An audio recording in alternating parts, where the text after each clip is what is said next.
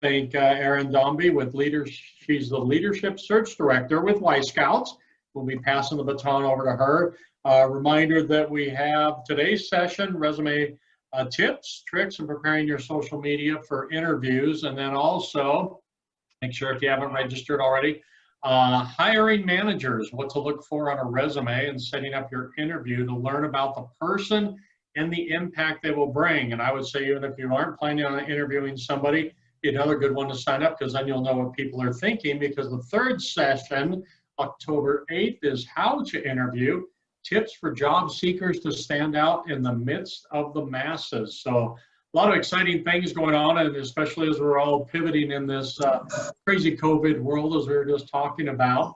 Also a reminder, there's an upcoming opportunity for more classes through SCAPE, the Southwest Colorado Accelerator Program for Entrepreneurs, a mouthful. They have digital marketing fundamentals, business analytic fundamentals, and front-end web developer fundamentals.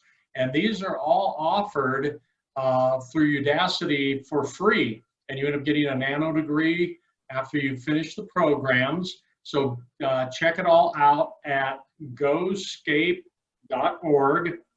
and you can look at the blog and you can find out more information. So make sure you check that out. Also, our Lunch and Learn coming up on September 23rd. Ben Sorensen will be presenting that from BCI Media and talking about using videos and how to shoot video and incorporate that into your marketing. So with that, Erin, I'm going to disappear and pop my name up on the screen, and I will gladly turn it over to you. So again, Erin, thank you for being here. Yes, thank you, Jack. Thank you to you and Rita both for your interest in having me lead these series. I am very passionate about helping people in general, so this is something I'm very excited about. I am going to share my screen as we get started, but before we do that, I am a very interactive person. So do not hold your questions until the end. If you have questions as we're going through these topics, please just jump in and ask, or you can send me a chat, whichever works. If we have a lot of folks interacting and it gets chaotic, then we'll move to just the chat, but I really want this to be as interactive as possible since I get tired of talking. So I'm going to, again, share my screen. Very excited to spend time with all of you today. Can everybody see the PowerPoint? I want to make sure I have multiple screens, so I want to make sure you're seeing the PowerPoint. Yep. Yes, perfect. Jack says yes, so I'm going to move on. As Jack said, my name is Erin Dombey. I work for a company called Y Scouts. We are actually located in Scottsdale, Arizona, but I work remotely, so I live in Durango. One of the great things about my organization is that while we are a Scottsdale-based organization, we believe that individuals should be locally involved. So the company was very appreciative of the Durango Chamber allowing me to present them today. And we're not going to be talking too much about Y Scouts, but I wanted to just mention that. We are a purpose-driven executive search firm. And so our process in hiring is very unique. Our two co-founders wrote a book, Hiring on Purpose, and ultimately what we believe is that if individuals hire on purpose, their business will have the greatest positive impact. And so we spend a lot of time on culture, values alignment, what that looks like, different arts of hiring and interviewing. And so I really am excited to share some of this with you all today. About me, as Jack said, I'm a leadership search director, so I have a team at Y Scouts of recruiters. I specifically focus on operations and HR positions in multiple industries. So I am working with C-suite and HR leaders throughout the country all of the time. A little bit about me personally, I believe that life is better when you're surrounded by aspen trees. I didn't realize that until I left Colorado, and now that I'm back, I get so excited every time I'm in a bed of aspens. They're my favorite. I believe that offering a smile can change someone's day. We are seeing more and more, especially in the time of COVID, just the statistics are alarming of individuals struggling specifically with suicide and mental health. We do work a lot in mental health in my organization, and so it is something we are very focused on. I really believe that just offering a simple smile and being kind really does help people. So it's something I try to do every single day. I am mom to Molly the Mastiff. She is my dog child, if you will. She is 2 and about 140 pounds. So she brings so much joy every day, and she loves also being in the Aspens. And the last thing about me, even though it does translate into work, is that I'm a passionate people leader. I believe that the success I've had in my career is because I care more about the individuals that I work alongside of, and bringing them up, helping develop, coach, mentor them. And that has ultimately led to my success. I love to say that it's me, but I think really it's about the people that I'm around and the development. So those are a couple of things about me, Erin Dombey. For today's agenda, we're going to talk through resume tips and tricks. We're going to talk about the value of a personalized cover letter, and we're going to learn about and practice the STAR methodology, really how it helps you tell your story and be more pointed in an interview. And then I want to talk about the power of social media, specifically LinkedIn, and how that can really help your search. So I'd love to open this up. As I said, I like to be interactive, so you can certainly put some details in the chat, or you can take yourself off mute and join in. But I'd really love to hear how people are feeling about their search. I know a lot of people, I say, are you having fun? It's really meant to be, if you're having fun, that we should talk, because I'd love to give some of those tips to other folks. The job search is hard. People do get frustrated. It is not easy, and it is very time consuming. So I'd love to hear from the audience, if anybody would like to jump in, just maybe what you're experiencing in your search, and maybe we can talk about some of those topics today.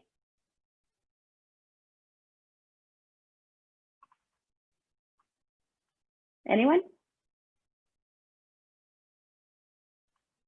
Oh, I had to pull the chat. So I have frustrated and don't know where to search and keywords to search for. So thank you for that. We will certainly go over that as we're looking at some of the topics. It easily fits into this. Any other topics that individuals want to hit on today?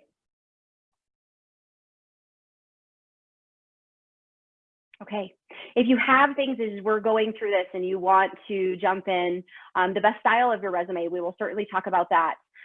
So we will talk about these things. If you have questions that come along, please just put them in the chat. Again, I want this to be very interactive. Oh, I went too far. So resume tips and tricks. Let's talk about first the myth of one-page resume. This is something that came up years ago, and I wish that we could take it away. It is a myth. There is a time and a place for a one-page resume, and that is if you are an entry-level individual going into your first job. That is really the only time that companies look for and want to see a one-page resume. The belief there is that if it's longer than a page at an entry level, then it's fluff. It's not really content. I've seen resumes upwards of 10 pages. I've worked in the pharmaceutical and biotech space. There were a lot of individuals that had publications. We see that a lot in some of the roles that we work on in Y Scout. So there are 10-page resumes out there. I would say the reality is that anywhere from a 2 to 4 page resume is ideal. I have been in the workforce since 2003. I have done everything I can to shorten my resume to be 2 pages. In doing that, it doesn't tell my story fully. I have a very broad experience skill set, and my trajectory was not traditional, or is not traditional. And so with that, in order for me to really sell myself and the value that I would bring to an organization, I have to be around 3 pages. So it really is a myth about the one pager. The biggest piece is be very pointed, and we're going to talk about that. We're going to move, this is a great segue into formatting, expertise, and help, where to go and what to spend. So really that's the most important thing, is how you're selling yourself. What is your story? And the hope that by the end of today, you'll have some tips that will help you with that. So formatting, expertise, and help, I think that was one of the questions. There is a website that I encourage people to write down. It is called Resume Now. I actually just revisited my resume, and it cost me $2.85 for them to look at it. Here's the thing about resume writing and help. People will charge you upwards of, I've spent $250 when I was leaving Enterprise, which I was there for 13 years, not really knowing where to go. Somebody had shared with me that the ladders would help me, and I ended up spending $250.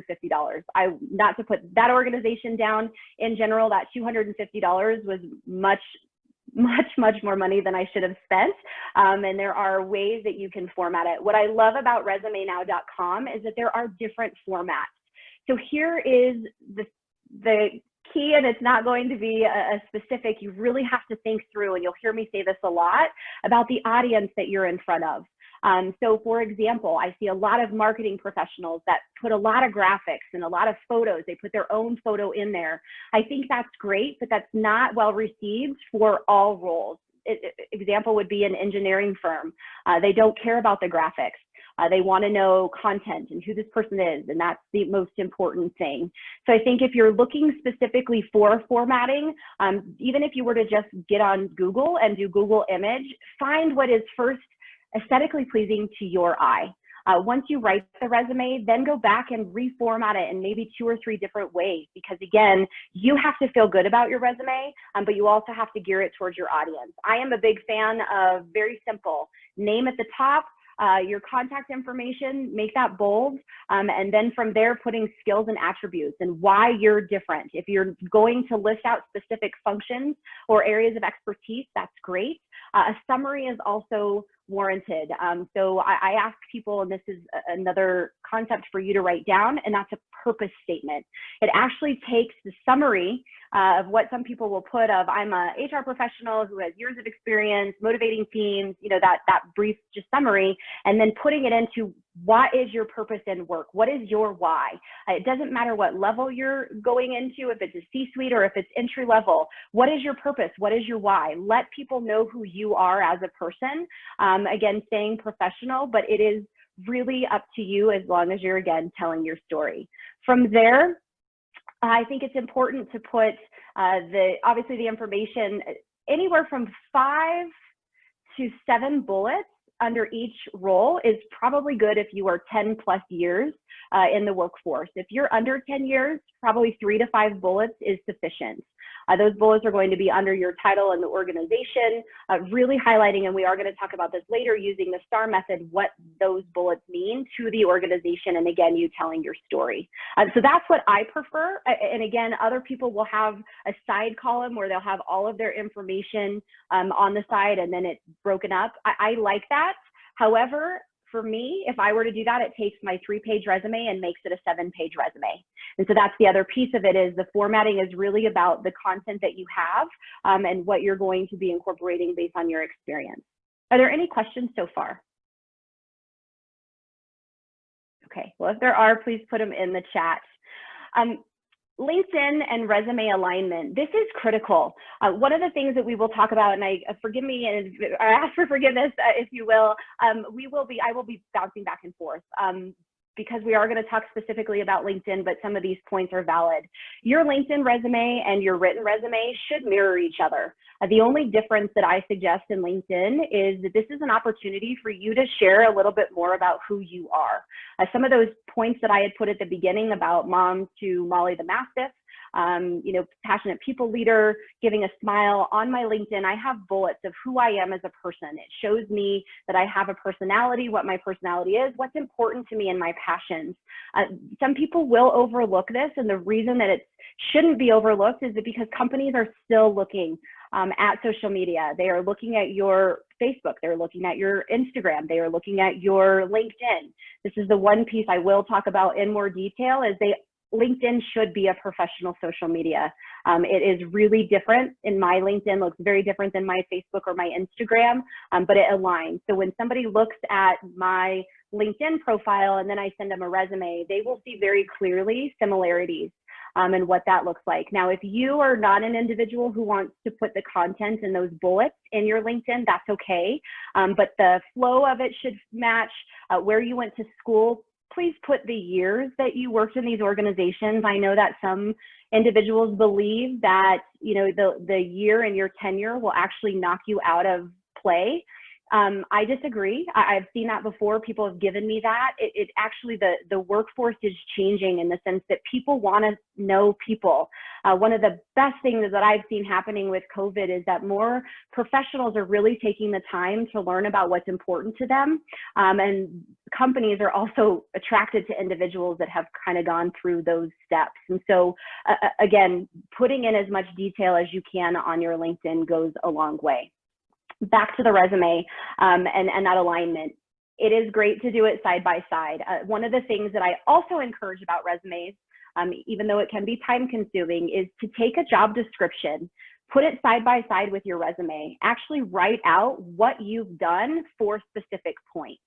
So for example, if they want somebody, and I'll use HR, if they want somebody who has had experience building out cultures, actually let's use a different one, building out a talent acquisition process, to actually go in and put down and write your story. Take a piece of paper and write down what you've actually done. We will come back to that when we go into the STAR method, but those stories are important because that helps you not only with your resume and it flowing appropriately and telling your story, it helps you with your interviewing, which we're going to talk about in the third series. And that is how you can prepare for an interview. It starts with writing your resume. Take that job description, write down the things you've done, and then build your resume from there is another key point. Why proofreading and appropriate grammar matter. There is an app that you can get. It's called Grammarly. We do pay for it at Y Scouts. I believe they have a free version, but if not, there's other platforms similar to it. But what I love about Grammarly, although it's not 100% all the time, is that it catches small errors. So when I have it on my computer for all of my work, it's constantly telling me about my grammatical errors or my typing. Sometimes the grammatical part is incorrect. They want me to add a comma where a comma shouldn't be. But the reason that this is important on your resume is because this shows attention to detail. I have seen so many hiring managers. I actually am working with a client right now, and this individual had 3 typos in their resume, and they said, we don't want to interview them. And it's because it shows that they don't have attention to detail. Again, going back to that piece of your audience, what are they seeing? You know, for you, it could be an oversight, but for them, it equates to this person either one, doesn't care that much about the position, or they are lacking in attention to detail. So that is why proofreading and proper grammar matter.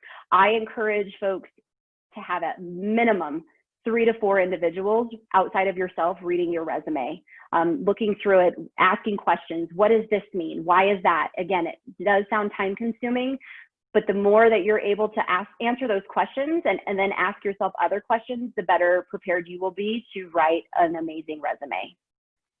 And then what is your story? Gearing your resume towards your story and what you're looking for. As I mentioned, you know, my career has been fruitful for the people and the teams, but I have to highlight that. And in that, I'm not good at selling, you know, all that I've done and my success. And I really prefer to talk about my teams since I'm such a passionate people leader. But in that, I have to tell my story. What does that mean? In my instance, I actually have 2 resumes because I've been in sales environments. Even though it's operations, they're still considered sales. And I've also been in HR. And so when I'm talking about my story, the stories are different because, again, I'm gearing it towards the audience that's in front of me. Any questions that anybody has before we move on? You all are a very easy crowd. Okay. One of the questions, is there a different approach for older workers? There isn't. I think, again, this is a myth that has come up. I believe it's real. People have lived that myth. I shouldn't call it a myth. But if you do this the same, I'm placing professionals that are in their last phase of their career. And actually, it's even more important for their story to be told. What I've seen is that individuals that are in a different age demographic, looking to maybe their last step or their last phase of their career, will try to limit information because they don't want to be canceled out because of age discrimination, which I understand is a real thing. However, what we see happens is that our clients and how it's received is that these individuals are actually hiding something versus owning it. We are constantly telling hiring managers, no, they didn't put more than the last 10 years on there because they don't want to show that they might be close to retirement age because there is age discrimination. And if you are working with a recruiter, a good recruiter is talking to their clients about that. Your question about gaps, if someone has 2 to 3 good jobs, but there are several really long gaps in employment. This goes back to me, and we'll talk a little bit about this in the third series as well. You are a person, things happen. My biggest ask of individuals when they have a gap in their resume is to either address it in a cover letter or to put it in there. If you have had a family illness, a family reason that you have had to be off of work for more than 3 months, put that in there. People may not, or put an asterisk and put gap and then an asterisk and explain that, or address it in your resume. We do get questions a lot about that. Why do they have so many gaps? I would say 9 out of 10 times the reason that there's gaps is because they've had something happen. Whether it be, an individual I just worked with last week, he looks like has a 1.5 year gap, but he was actually working with a former colleague, building out a new business. He was an entrepreneur. Because the product never launched, he didn't put it on his resume. But from the the outsider looking in, his audience, if you will, it was looked that he just had a gap, and then it looked like, why, right? That was the big question from my client. Why wouldn't they put what they were doing? Once we had that conversation, it made a lot of sense. So I think if you've had really good employment and gaps, address it up front. More companies than not, they just want the explanation. Don't leave any room for them to come up with their own assumptions. I think if you were to hear anything at all from me about resume writing or cover letters today, that is the biggest point. Don't leave any room for them to make their own assumptions about what they think your career was. Tell your story. I hope that was helpful. Any other questions so far? Okay. Talking about a cover letter. This to me is probably the most tedious part about interviewing, applying for jobs, resume writing, all of it, job search in general. And again, there's a lot of misunderstanding about cover letters. Here is my assessment of why a cover letter is important.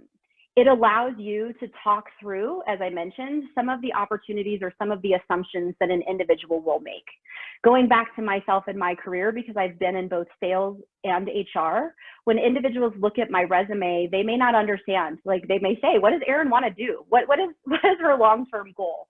And so for that, I address that in my cover letter. How I map out my cover letter is 3 simple paragraphs. First one, saying, so excited for this opportunity. Here is what I'm going to bring to your organization. Sell yourself, be bold, put it out there. This is the time. You have to think about it in the lens, or through the lens, that this is your opportunity to have your first conversation. So what is the value? Here is the simple fact. In today's environment, it is, what are you going to do for me? So sell that. Even if it's not a sales position, sell yourself. I know it's difficult. Get with friends, get with family. You can reach out to me. Sell yourself. Why are you valuable? What are you going to bring to that organization? The second paragraph for me is talking about some specific opportunity that I've seen through research. So for example, I look at job descriptions all the time because I'm seeking new business, new partners, if you will, for my business. And in that, I'm looking at different job descriptions all the time. So one of the ones I just read is that they have to build out a talent acquisition team from scratch. That can be pretty broad. And so in that second paragraph, if I were applying for that position, I would talk about how I've done that in the past, or if I haven't done specifically that, what skills and acumen I have which would be translatable into that position and why that's important. So the first part is really selling yourself, why you're excited about the role. The second paragraph is really to show your level of experience, but how that translates to the research that you've done about the organization. And then the third paragraph is selling yourself. What are you going to bring that other candidates won't? This might be more of the intangible side. For me, what I put in this is that I've worked for small organizations of 13 people. I've also worked for organizations that are global, $20 billion companies with 150,000 employees worldwide. So that's more of the tangible part of that for me, is that I am adaptable and I can be in any environment. I understand high metric environments, but I also understand environments that are not high metrics. And so just closing out those intangibles. And then the end, it's a paragraph that is one sentence. I look forward to having an exploratory conversation with you. Please let me know your availability. It is a way to ask for a conversation. This is a mantra of mine in the work that I've done: close early and often. I think there's a lot of misnomers that people don't want to oversell themselves. I encourage you to oversell yourself. Ask for the conversation, show that you want it. I have had, again, clients that have passed on people because they're like, they didn't even seem excited for the job. They will leave the interview and say, well, thank you so much for your time. Please get back in touch with me once you've made a decision. We'll talk about this more when the interviewing as well, but as early as that cover letter, ask for the job. Why are you excited and what are you going to bring? Any questions on that? Okay. So the STAR methodology is something that we will be talking about in every series. So if you attend all three, you might find it's very daunting at the end. So I apologize in advance. STAR method is by far my favorite methodology in the search, in interviewing, in HR, in operations in general. It's just important. So the acronym stands for Situation, Task, Action, Result. The STAR methodology came from more so behavioral interviewing. More and more companies today are doing behavioral interviewing, which is give me an example of, tell me about a time when. The concept is to understand what individuals have done in the past and how that will translate into what they're going to do in that organization. What I have done over the past 7 years is taken the STAR method and helped individuals write their resume, practice interviewing, and actually coaching hiring managers on what to look for in behavior interviewing because the STAR methodology is so well known from an interviewing perspective. We're going to actually practice this. I'm going to give everybody a little bit of time here momentarily. So I'm sharing this now because I want you to start thinking about it, thinking through something that you're able to do. I can give an example for myself, and I will, but thinking through what is one of the key functional expertise that you have. Then from there, how have you applied that in your work? What was the situation? What were you tasked to do? What was your action? And then what was your result? The reason that this is so important, going back to that side by side with the job description, as you're writing out your story, if you use this, not only does it help you create bullets that show a result for the hiring manager, which regardless of the industry you're in, all hiring managers are looking for results. That is the biggest thing. They want to know that people are coming in to drive a result.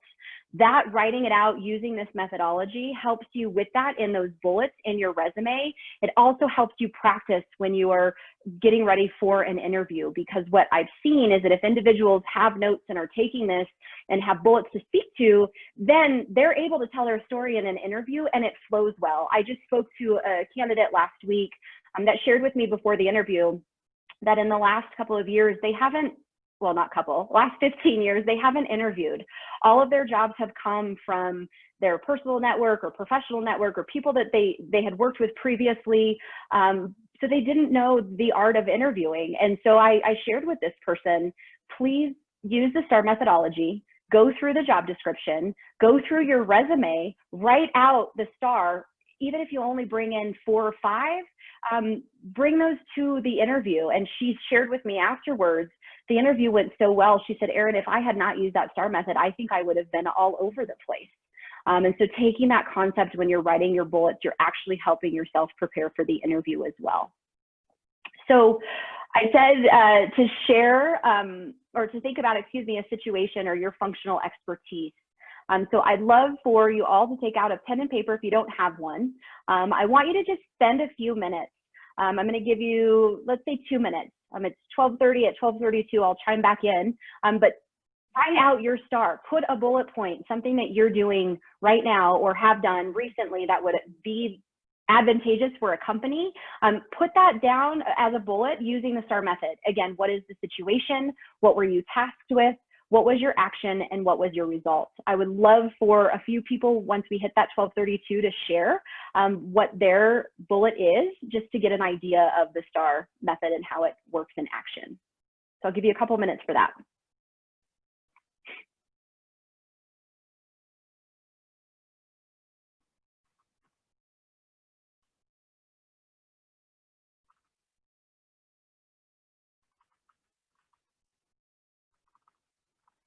And of course, if anyone has questions, please feel free to put that in the chat as well.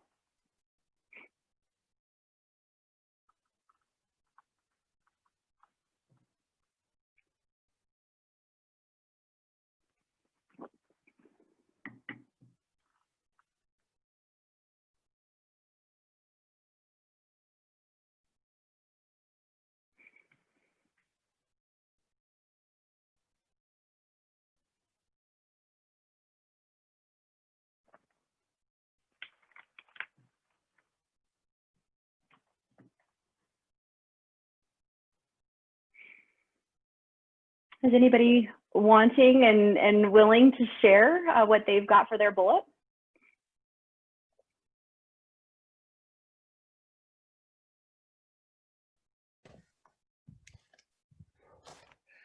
I'll take a stab at it if you want me to.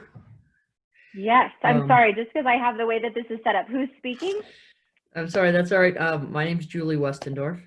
Hi, Julie. Thank you. And Thank you. hello. I'm not sure I'm going to do this right, but I'll be the guinea pig. That's Comfortable. okay. That's why we're doing Yes. this. Practice. All right. So I guess my job requires me to do a lot of things, public policy type things. And Okay. so often what I do in my job is pretty high profile, at least in our community. So let's just take, I guess this is what I would say is this is certainly top of mind, but we just recently adopted a new land use code for La Plata County. And so the situation was we had a big monumental task of revising our land use code. The situation was very public because everything has to be done in public. The action we took was over a period of a number of years. We had many public meetings, worked with professionals within the planning world, and most of the work, I would say, at least in my role, was public communications, public relations, explaining what we were doing, explaining how we were trying to resolve public concerns, and just this week, the result was an adoption of a new land use code. And one of the most important things to me in that final action was that it was done in a context. It was done in a context with much more public support than it had on the front end. Mm-hmm. Great. So I'm going to take a shot at this. I was taking some notes because I don't know your world so well. Bear with me. So some of this, it may be better for one-on-one. But in this instance, what I would say is, well, first, let me ask you a question, Julie. Did you lead that initiative? I was one of 3 people leading that initiative with staff to execute it. Perfect. So how I would say it, and I'm kind of making hypotheticals because you'd said over a number of years, so just bear with me, but it would be along the lines of direct oversight alongside of 3 individuals or cross-functionally of a 3-year, I'm trying to think of this word, this is where I don't know your world, but a 3-year plan or execution to adopt and change new land use codes, resulting in our adoption of a new code, specifically with backing and support of La Plata County residents. Well, thanks. So that's again, the resume, and then that's for the interview. Nope. So what you described first is what would be for the for the interview. This would be how you then translate that and put it in a bullet into the resume. Okay. So that's why, again, I love writing that out, because in this, you'd be able to talk through in more detail, but on your resume, you would just want to keep it more concise. What your role was, so a direct oversight in over a 3-year period of time, explaining concerns, or again, whatever that is, resulting in a change or adoption of a land use code with public support. What you're basically showing is that you were tasked to lead this. The situation was the need for new land use codes. The action was through public support, the period of time, all of that can be an action, and the result is that the adoption of a land use code was made.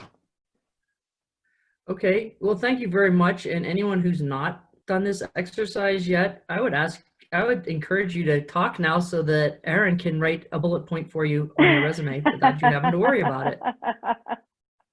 Thank you for that. Does anybody else want to go?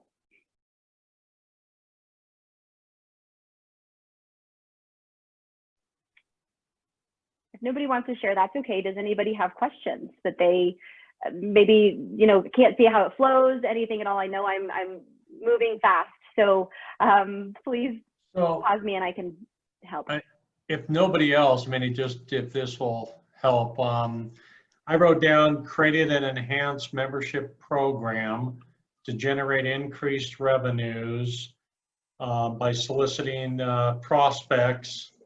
And then the result was generating $70,000 in new revenues for the Chamber of Commerce. Mm-hmm. That would be great. I actually wouldn't formulate that much. The only thing I would add, Jack, is what your role was. So here's the other thing with the result. I think this is an excellent example. Sometimes people will lead with the result. So you had said, it would be something along the line of able to obtain 70, I think you said 70 million by. No, it was 70,000. We were 70 million. 70,000. I'm retired. I'm out of here. Sorry, you did say 70,000. 70,000. And then what your role was, and then how you did it. So some people will put the result up front, which I love. So that would be, again, you gave an example that I was able to do that. I think the only missing thing on that was, what was your part in it?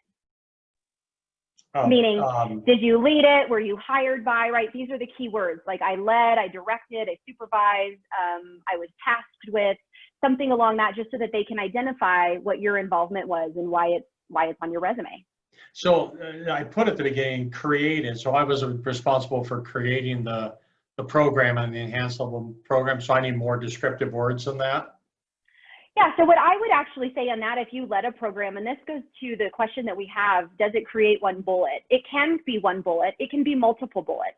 In this instance, Jack, it would be to, for me anyway, if it were my resume, I created a program in order to address whatever that need is, and then I would identify the results or the specific task.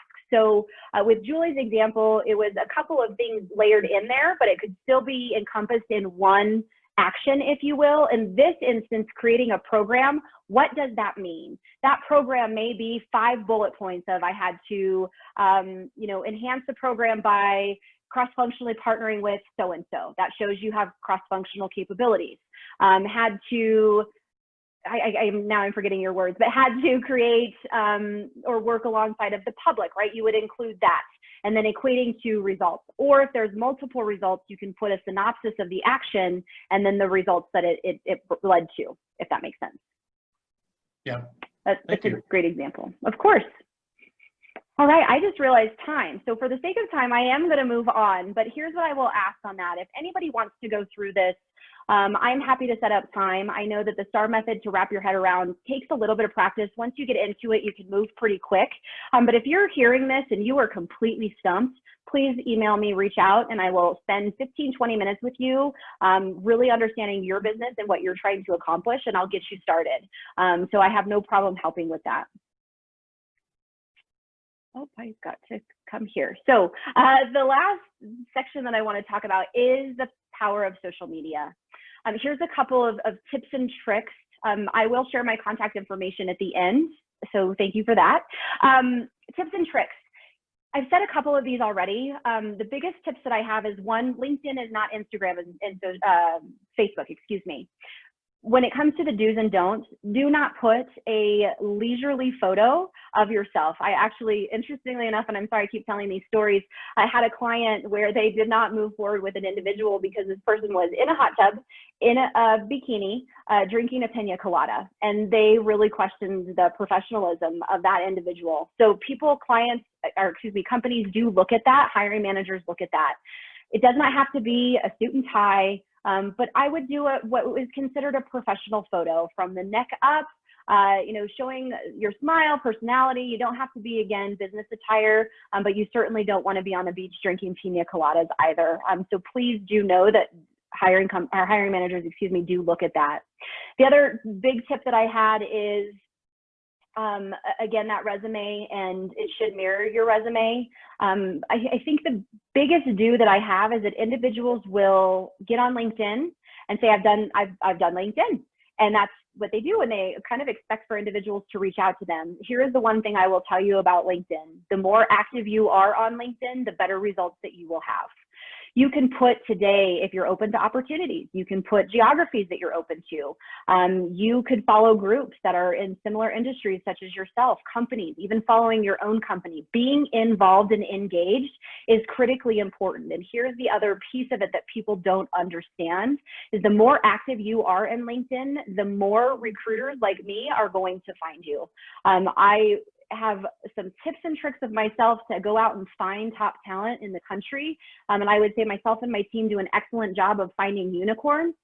What I what does happen over time, though, is individuals are like, I don't know how you didn't find me. Well, because your LinkedIn isn't updated, you're not active, your profile's locked. I would test it out. If you have your settings set to private, consider changing that.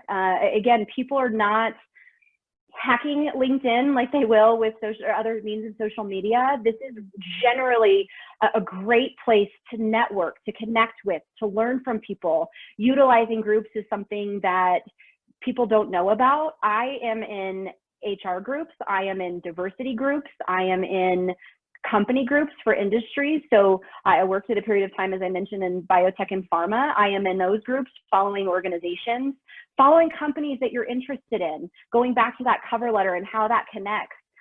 If a company puts something on their LinkedIn, then if you're following them, it'll show up on your stream. And so you get to see updates and what the company's doing, and you can take that information and apply that to the cover letter or the insight, or even just talking points that you may have for the company when you are interviewing. So, having a profile is not enough.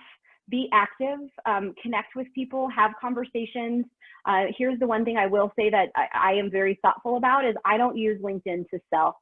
I will use LinkedIn to prospect and reach out to, but in my methodology and what I do, it's genuinely connecting with people because I know that I can help them. And so really that being my mission when I'm out, I want to connect with the best leaders. I want to have a 20-minute conversation with you to learn about where you're at in your career and what synergies we have. If people use it to sell me, I will always respond because I'm a recruiter and I don't like when people don't respond to me, but I don't usually go farther than that. So I've had individuals who want to connect with me and want to sell me something. I will connect with them. And then if they reach out to me again, my typical first response is, thank you, I'm not interested. LinkedIn is not intended to be a sales platform. It is intended to be a networking platform, and it can be incredibly useful for individuals that are active. I, believe it or not, even though I have an Instagram and Facebook, I'm not active as much as I should be. I don't really enjoy social media all that much, but I love being on LinkedIn. I love learning about companies. I love learning about individuals. There is a friend of my husband's that he and I are connected, and just naturally through something he's a part of called Quad Meets. I am allowing introductions and he's giving me introductions, and there is so much synergy between the two of us, but we're just learning what each other is doing by watching our streams and our posts on LinkedIn, and other individuals are seeing that. And then they're asking Dusty about me and me about Dusty and the work that, he's doing. And so really, again, being active is important. If you hear nothing else from me about LinkedIn, the biggest thing is keep it professional. That is another big trend happening in LinkedIn right now that some people are trying to stop, is that individuals are using it for more of that personal connection, dating, sales. That's not what it's intended to be. It's intended for you to tell your story and for you to network with folks. Any questions here? Okay.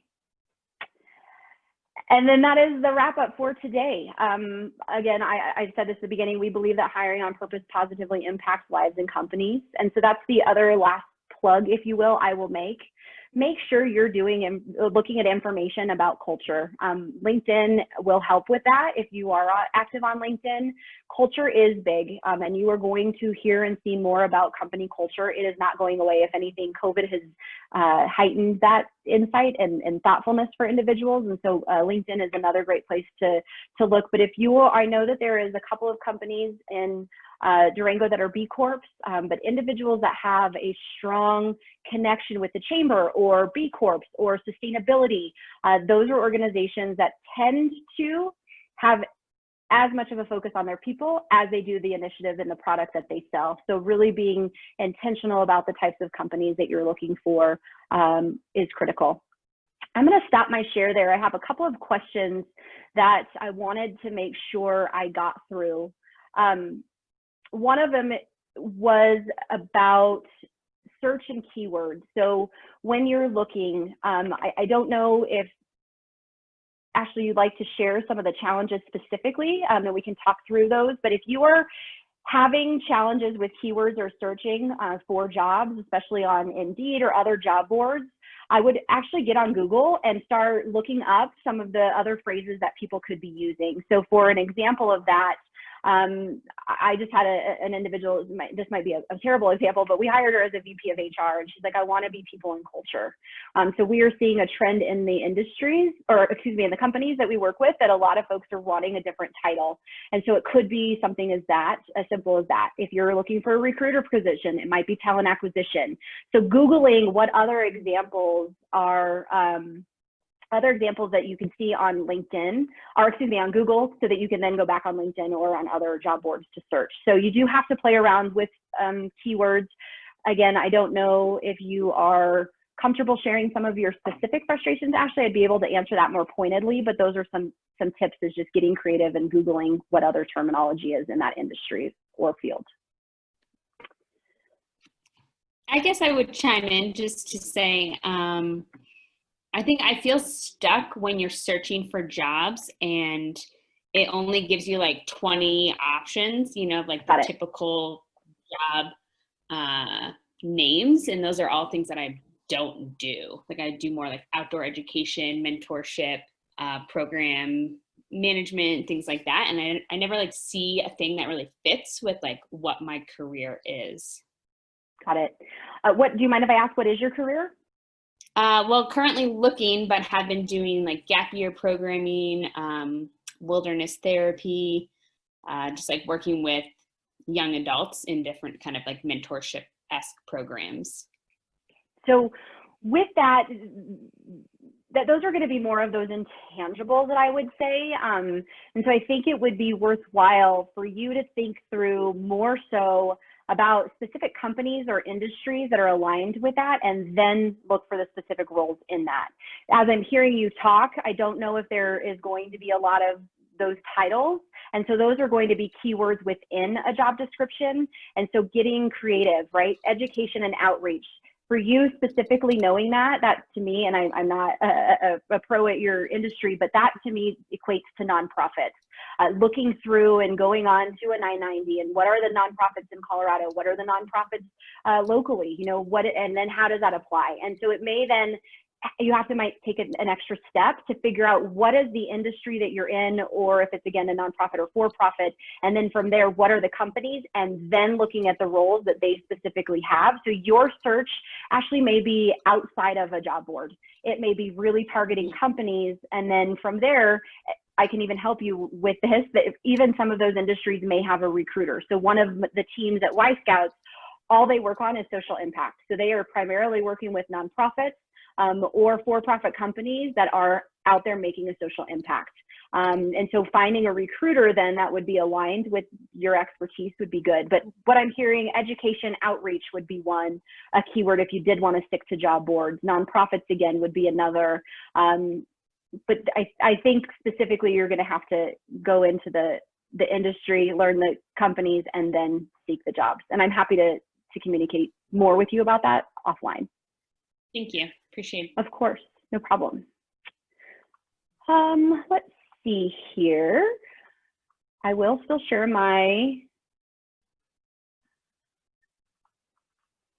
sorry, I'm still looking at this. Yes, best companies in Durango. Jack already answered that. Shaw Solar is a B Corp in Durango. I think that they are the only B Corp in Durango. There may be one other, but it's not coming to mind. Suggest paying for LinkedIn Premium. Does it make you stand out? No, it doesn't. You can have the same insight and connections by just getting active on LinkedIn. I always joke, if people spent half of the time on LinkedIn that they did on one of their other social media platforms, they would have some tremendous success. I think that, I don't remember the statistic, but on average, people do not spend as much time on LinkedIn. And I encourage you to actually, if you're 10% of your day, be on LinkedIn, follow companies, do the work, connect with people, put posts out. Optimistic posts are very important. But the more active you are, then you will have the benefit. Also, the other piece of that is the more connections that you have are important. Now, this is what's tricky about LinkedIn, and I can attest to this personally. I spent 13 years at a company, and so everybody that I had been connected with, I'm talking literally everybody that I had been connected with up until 5 years ago, was from the same industry. And so I know today that at that time I wasn't I wasn't getting connections. People weren't able to seek me out because, number one, my connections were not that many, and it was all from one industry. So the more connections you have, the better. I think I have 12 or 1,300 connections, which is still not where I want or need to be for the long term. But I know that my profile is getting more sought after because the individuals that I connect with have more connections, and it is a chain effect with LinkedIn. So short answer is no, don't pay for premium. If you don't have to, just be active on LinkedIn. Are there any other questions? We have about 8 minutes left.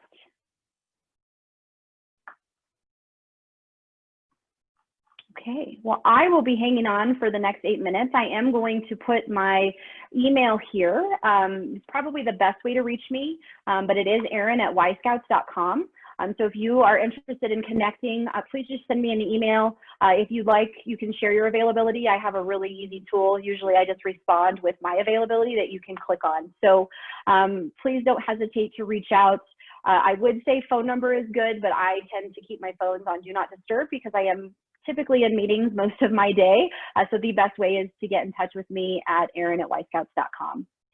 And again, I will stay on unless for anyone that has questions. But I just want to thank all of you for coming today. This is being recorded, and so Rita will have that if you would like to circle back with it. But thank you again for all of your participation and your time. Thank you, Erin. And so you don't mind, I mean, if anybody has their resume ready, you don't mind taking a quick look at it? No, I will say some folks will reach out to me and ask me to write their resume. I will not charge $250. I typically try not to charge, but depending on what that looks like. For individuals that are starting from scratch, I will charge it. What I actually ask people to do is take your first stab at it using these methodologies, or even if you don't want to use the methodologies, take a first stab at it. It's much easier for me then to come in. It won't cost you money. I can look at it, give you insight, give you ideas. Legally, because of the profession that I'm in, I am not supposed to change your resume. So if it is something where you want me to edit it live, then you need to please put that in an email so that shows that I had permission to do so. But that's probably the best way, is send me your first shot at your resume. And then from there, again, I might have to jump on a call with you and say, I want to talk through some things, or I may be able to just give information on the spot in an email. But I'm happy to do that. So real quick question, since I'm in the older category, looking, if I were to write my resume, okay, I've done 13 years now, almost 14 at the Chamber of Commerce. Before that was 7 years at Fort Lewis College Athletics as a corporate fundraiser. And then before that was 12 years in media, 11 of which was television, 1 year as radio. So how far back would I go? I mean, you mentioned that earlier, but I'm kind of like, do they really want to hear all of that? Even though the radio and television really was managing more people and more corporate. So great question. The rule of thumb is 10 years. Now, that's 10 years of detail. I recommend if it's more than 10 years, even if it's 4 or 5 positions, just put the name in the title. But if you, Jack, I'm in that example, because you've managed larger teams, even if it's not the entire time, I would put some highlights of what you've done. You can kind of say put 3 or 4 positions, and then under those put the bullets kind of encompassing what you've done. So okay. For example, I was also at Enterprise for 13 years, and the first 3 positions I had were not really relevant to where I'm at with my career today. So I put them from a management trainee to a branch manager. And in that, I just listed all of the, assistant manager. I just listed 5 bullets that kind of encompassed that I was an individual contributor, the top performance on a metric rating, right? I just put 3 or 4 bullets that highlight that. So again, where I've seen it is that individuals will just put the last 10 years, and then it looks like they didn't work. And then they'll put their date of graduation from university, and then hiring managers are like, so what were they doing for that 10 years? Well, they were working. Again, you just need to answer the questions think of the questions that people are going to have or poke through on your resume. So just even including those with little snippets is good. And if you don't want to do that, just list the company name, the title, and the dates that you were there, and that is sufficient as well. Okay, Thank you. And one of the things, sorry, on that one last point, when people will say additional experience is what they'll title it, and then they'll just list the bullets below that. So that's a good way to include that. But great question. Are there any other questions? I have one more question. Sure. In thinking about potentially working with a recruiter, you had mentioned, like, are there different, I guess, what would be the first thing to look for in a recruiter to find like one that kind of matches what I'm looking for? Because I've never done that before. Yeah, that's one of the things that you can even just Google top recruiters in HR or top recruiters in sales. And those recruiters will come up. Here's the other thing that I think is important. There are staffing and recruiting firms, and then there is executive search. So for me as executive search, I'm typically working director level and above. However, I talk to talent at all levels. And so in that instance, I talked to a gal yesterday who was with another recruiting firm, and she's like, I don't really know where to go. And so I was able to give her some, keywords to search on Google because she's, again, at that more lower level. Here's the one thing I will say about some recruiters. The industry as a whole doesn't have the best reputation because they tend to be very narrow focused. One website that I would encourage folks to use is called mrinetwork.com. MRI is Management Recruiters International. It is where my other firm, not Y Scouts, but my other firm, they're part of the MRI network. There are 650 recruiting offices throughout the country, and I think 1,000 in the world.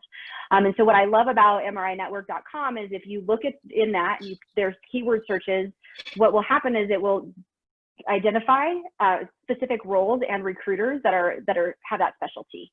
So it is a little bit trial and error. Actually, I put my email on there, just kind of what you're going through. I'd love for you and I to have just a conversation. I think there's a couple of key points. I want to just make sure I understand it.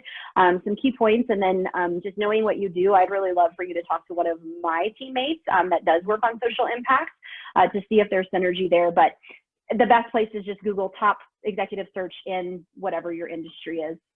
Okay, thank you. Mm-hmm. Okay. Any other last minute questions? All right. Well, I shared my email, so if there's questions that you think through, please reach out.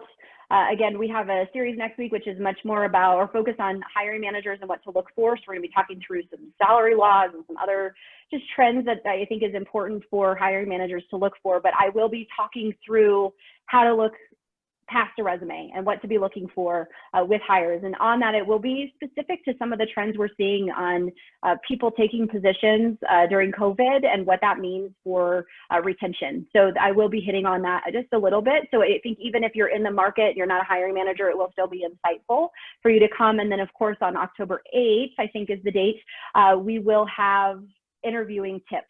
And that will be, again, circling back with the STAR method, but it will be more about just interviewing in general and how to really set yourself apart once you are in front of a company. Great. Well, Erin, great information. Thank you. No problem.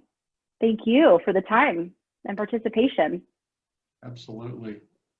Well, with that, if you guys have any questions, reach out to Erin.